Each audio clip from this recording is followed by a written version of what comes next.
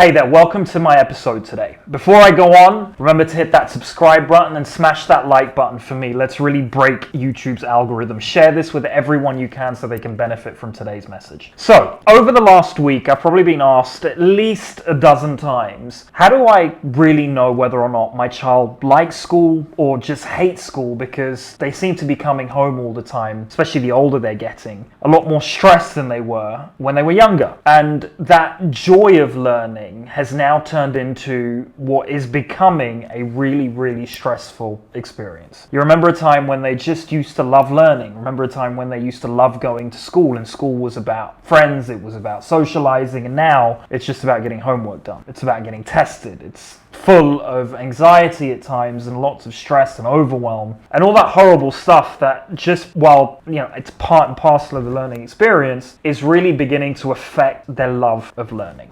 Today, and the purpose of today, I really want to distill down into answering that question, which is, does my child hate school? But let's backtrack a minute. What fuels and what begins to create an environment which originally was such a joyful one and then turns into one where they begin to feel like they just don't like it anymore? They begin to feel like it's a chore. They begin to feel like they're getting stressed. And for me, I get to a point where the older I became, I'd really start to enjoy certain subjects and really begin to hate other subjects. And that was all in direct proportion to, one, the amount of work I was given, two, my relationship with teachers, and three, my mood on the day, most of which I felt I was out of control on. It comes down to 8 fundamental areas, and this is something that I've written an entire doctoral thesis about, which is really what is the most sustainable and transferable way to uplift pupil performance. That's been a question I've been wanting to answer now for a decade. I think I've found that answer. I've deployed performance learning now into hundreds of schools, and it really comes down to 8 reasons, and these are the 8 I want to share with you today, because I just wanted to come on here because I just kept getting asked this question over and over again in the last 10 days of, like I said, why do some days they perform really well and other days they begin to get anxious? Why do some subjects they do really well in and other subjects they begin to struggle in? So these are the 8 areas I really want you to look out for. Now imagine, real quick before I get into these 8, imagine sort of a triad of performance where you have on the top of the triangle you've got their perceptions, right? And this is what I want to focus on today, and these are the big 8 that I'm going to share with you. Then on the bottom left hand corner you've got their behavior, how they behave, and the bottom right hand corner you've got their skill set. Now the reason I put perception at the top is because perception shapes everything, especially while they're learning. Now gurus and sages over the last thousands of years have said that our reality is shaped by our perception, and that's true when we're learning, except we don't really talk about that. You never get a school report based on your child's perception in school, but it is one of the most, and this is what I've proven over the years, to really deliver impact. And my thesis focused on how these 8 perceptual indicators drove improvements at GCSE results. So these are tangible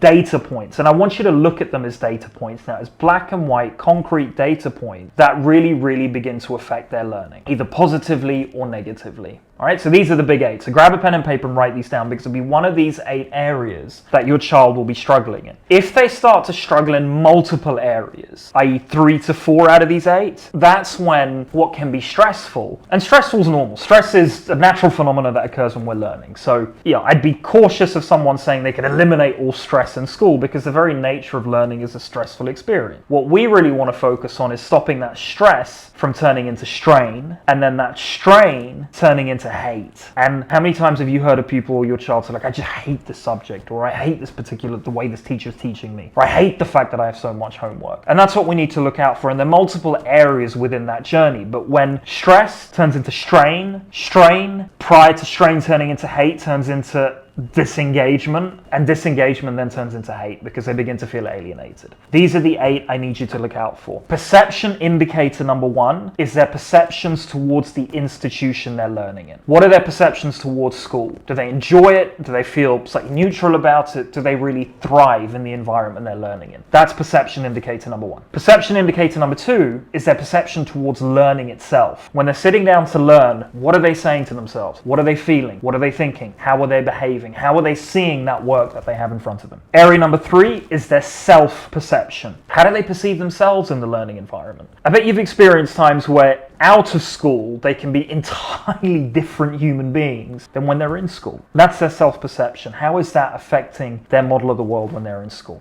Area number 4 is their intellectual readiness. This is a bit of a mouthful, this one.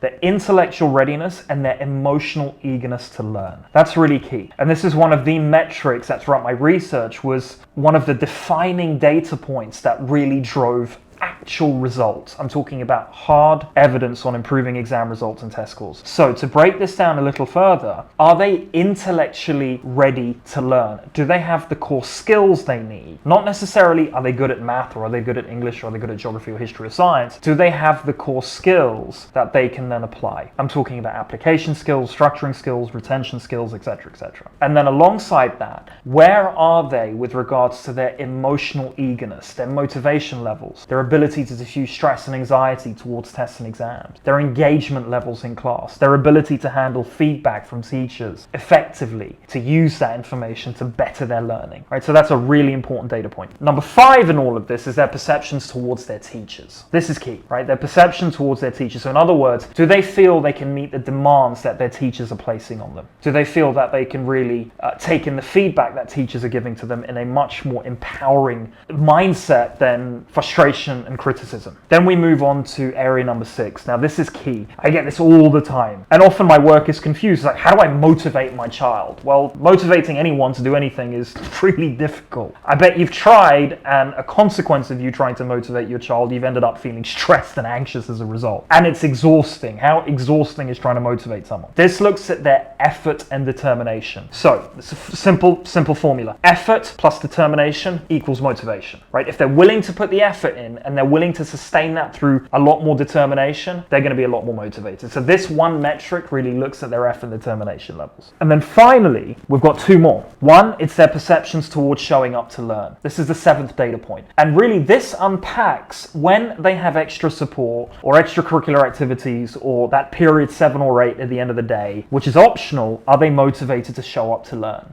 And then finally, for me, this is the biggest one. That's why it's almost saving the best to last, but at times it can be the worst. And this is their perceptions towards their subject demands. So, what do I mean by this? Subject demands refers to their ability to meet the demands of their workload in a healthy, both mentally healthy and intellectually healthy fashion. If they can do that consistently, their emotional frame of mind will be far positive than negative. It's that simple. One of the key metrics to focus on for your child is improving their perception towards their subject demands. I wanted to give you these big 8 indicators because these are the only 8 that will really determine whether their stress levels turn into strain, and then strain turns into, as I said, disengagement, and disengagement then turns into hate. Or the stress naturally turns into a lot more positive experience, i.e. when stress can turn into a healthy challenge, and that healthy challenge turns into a sense of anticipation, and they begin to complete their work with thoroughness and excitement. And that's what we want for them, and I know that's what you want for them. So let's really make this at times what can be an emotional experience for you, an emotional roller coaster for you, to really help them try to get the best out of school, to these simple 8 areas. And they're super simple to be able to teach, they're super simple to be able to identify, and they're super simple to be able to then sustain and transfer throughout their entire academic journey. So I hope this has answered some questions today. Before I leave you, hit that like button for me, subscribe to my channel, and share this message with anyone who you think can benefit from it. I'll see you next time.